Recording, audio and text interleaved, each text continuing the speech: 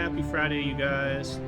I was working on my notes for my D&D campaign in a little lunch break here, and I thought I would share what I'm working on with you. So at any rate, what I'm doing is I'm taking entries out of my list of plants and I'm throwing them in my wizard's notebook here. And as I'm doing that, I'm adding some little entries for how these different plants combine with others to make potions and that sort of thing. Now, only a few ingredients have been added together in the past in my game by my players or my kids who are players, and so those notes I'm dropping in here too. And eventually, I'll go ahead and draw pictures of these plants in here and fill out the entries and that sort of stuff. But for our purposes, I'm just trying to get into how these things get built in game and how the system works. So let's start with this plant entry for Blood Feud. Blood Feud is basically a great big snapdragon kind of a flower plant. You'll see the symbol here whenever I'm doing a spellbook page. This is a square with a little dot in the middle. That's a symbol of a gathering. A gathering is how many plants do you need to have in order to have enough to create a potion. So a gathering of Blood Feud is 3 plants. And you can sell that to an alchemist for 5 silver pieces at the most, but more likely you're going to get just 1 or 2 for a gathering of 3 plants. In a previous game session, somebody managed to successfully combine Blood Feud with a mushroom called Ogre's Teeth, and that created an elixir of fortitude, which gives them plus 1d4 hit points temporarily for 4 plus 1d4 combat rounds.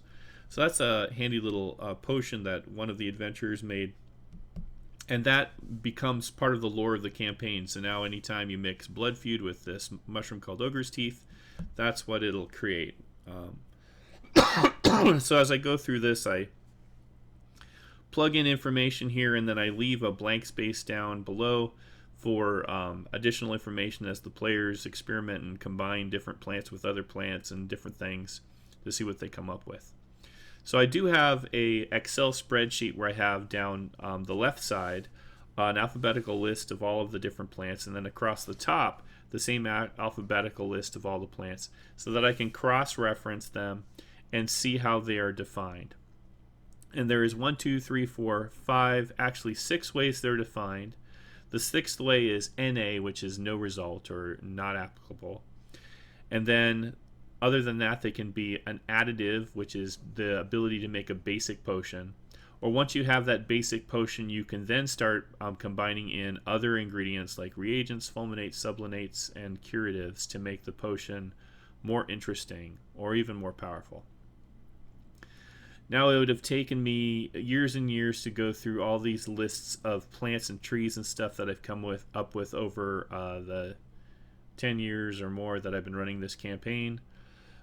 So, to leave you that, I just made some percentile dice random tables.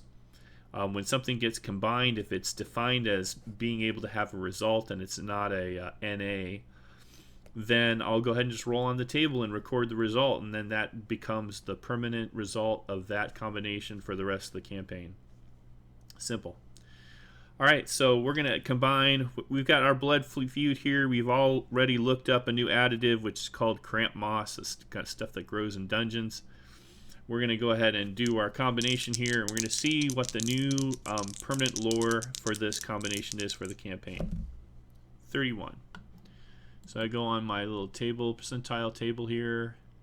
I look up 31. And hey, that's kind of cool. It's a snapdragon plant. It looks kind of fiery with orange and stuff like that. That 31 result was, let's see, resist fire.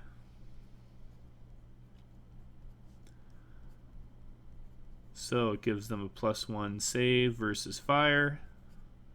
And then that lasts for 1d4 hours, which is pretty standard for resists and that sort of thing.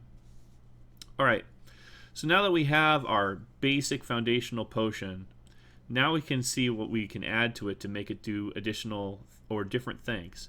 So the next level is a reagent, and a reagent adds a secondary effect to the potion, and now that secondary effect can be beneficial or not. So it's on a different table for secondary effects. Let's pretend we're brewing up this potion, and let's see what the new blood feud plus cramp moss plus crawler berries with carrion crawlers like to eat. What is that combination going to get us? 44. 44. Let's see.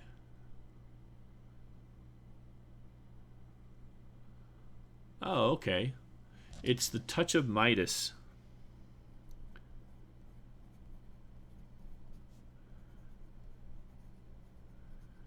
And that's going to be a hard one to discover because it says that the first time you touch metal, it transforms into gold coins. And I have 2d8. So if you grab up your drinking mug, bam, one time it's going to change into 2d8 gold coins. That's pretty cool. And it would be potentially a problem, except crawler berries are really pretty rare in the game. So I don't mind that result. It's hard to find crawler berries, and like I say, carrion crawlers really like them and are attracted to them. So that's going to be a plant that's going to be kind of hard to get in the first place. So I'm cool with that. The next level of ingredient is a fulminate, and all a fulminate does is it changes the potion from something that you can drink over to something you can eat or an oil you can put on your weapon or that sort of thing. And I think I'm going to go ahead and turn this into an oil if I add Daggerthorn to it. Sublimate is something that reverses the original result of the potion, okay? So instead of resist fire and giving you a +1 save, this will make you vulnerable to fire. -1 to your save, which is kind of cool. And then the curative is this plant called apple leaf, which is a form of tobacco the hobbits like to grow. And the typical duration of these potions is 3 days. If you added apple leaf into one of these concoctions, then it would go, instead of having a shelf life of 3 days, it would have a shelf life of a month. Woohoo! Okay, so let's do this again, but for blue curls. And blue curls is like a wildflower. 3 plants is your gathering. It has a value of 3 silver pieces, probably only 1 or 2 if you sold it to an herbalist. If you were to buy it from an herbalist, these plants, they would usually charge you 3 silver pieces or more for them. That's just to give me an idea as Game Master. So our additive here is a spiny plant called Daggerthorn. And blue curls has never been added to anything before. So let's see what we get when we combine blue curls with Daggerthorn to expand the lore of our campaign world. Here we go. 67. Let's see what our result is. 67. Temporary amnesia. User or target forgets who they are and what they were doing for 4 + 1d4 combat rounds. So it's very short-lived. And of course, undead and certain supernatural creatures or more powerful beings are immune to that power. And in fact, any of these magical brews, sometimes they have the ability to shortly turn somebody into a frog or that sort of thing. Those don't have any effect on anything that's a larger, higher hit dice creature. Keeps them players from being able to make potions that turn ogres into frogs and that sort of thing. So Daggerthorn is amnesia, but short duration, 4 + 1d4 combat rounds. Even though that's short duration, that could be a really handy poison to use against an enemy. So that's a useful thing.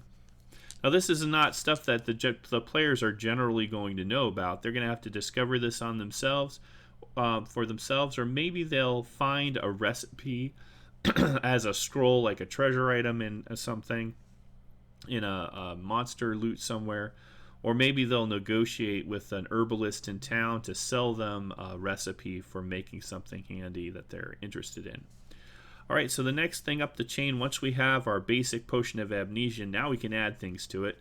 Let's add some dark moss, which is a reagent, and see what our secondary effect is. And this goes right into the lore of the campaign here.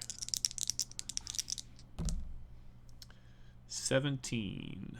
Let's see what a 17 is. Ooh, slow poison.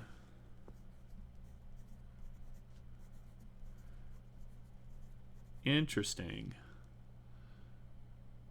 So it halts poison. This is handy for 1d4 hours. That's a long time. Alright, so you can make a slow poison potion, but you have to have that initial blue curls and dagger thorns. So you're going to have that initial amnesia effect of 4 plus 1d4 combat rounds. So when you first, if your buddy's poisoned, when you first give them the slow poison result, which might save their life for 1d4 hours, at first they're going to forget who you are and what's going on, and maybe they're going to try to fight you. And that's kind of an interesting combination. I think that's okay. That works okay for me. The next thing is the fulminate, and that's the thing that's going to change it from a drinkable potion to something edible, or a gas, or a poison oil for poison. And that's this sort of coconut-looking thing that grows in caverns called dwarves bowl, and you break it open, and it's got this edible stuff inside. Grows way, way far underground, and it's like a good food source for goblins and dwarves and different creatures like that. Although I guess goblins don't really like the flavor of it. So if you add dwarf's bowl, let's see. Let's turn this into an oil. So if the guy's unconscious, he's poisoned, you can pour this oil on him. It gets on their skin. We'll say it's skin contact. You don't have to stab them with it or anything, but you make skin contact with them, and it's going to slow that poison for 1d4 hours, which is a big deal. The next is the sublimate, which reverses the original effect. Now, a reversal of amnesia sounds like it's something that would temporarily enhance your intelligence. So, I'm just spitballing here as Dungeon Master, but I do have another result on the table that is sharpened intelligence.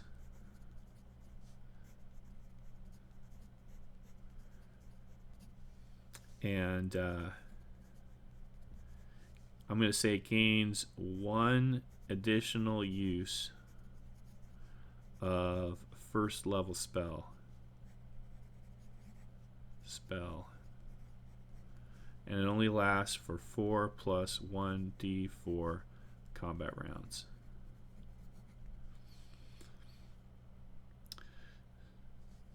So remember, well, just so you know, when you make your basic potion, you're not required to add in dark moss for this slow poison effect, and you're not required to add dwarves bowl to make it into an oil before you can add this sublimate.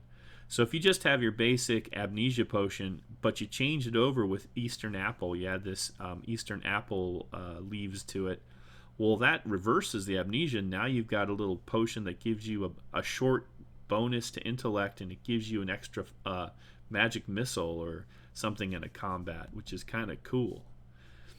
Alright, and then the last thing is the curative, and by curative it's not like added healing, it means that it cures it, and it increases the 3-day shelf life up to a month. And that's a swamp growing plant called Ghost Lamp, which kind of glows at nighttime. So that's a summary. I'll post a link to my list of plants on my website. That is definitely a work in progress, and if you go all the way to the bottom of the list, you'll see some of my very, very rough and error-filled guidelines and rules for this. Working on getting this stuff ready for my game, and also updating that stuff so I can share it a little bit more. But, feel free to look it over. Grab some of those plants and pull them into your game and play around with this. I think it's just one more thing in your Dungeon Master toolbox for homebrewing that makes your game more interesting and livens up in your encounter descriptions and your potential loot. Hope you enjoyed this, and I hope you all get to play some D&D this weekend. Have a happy Friday.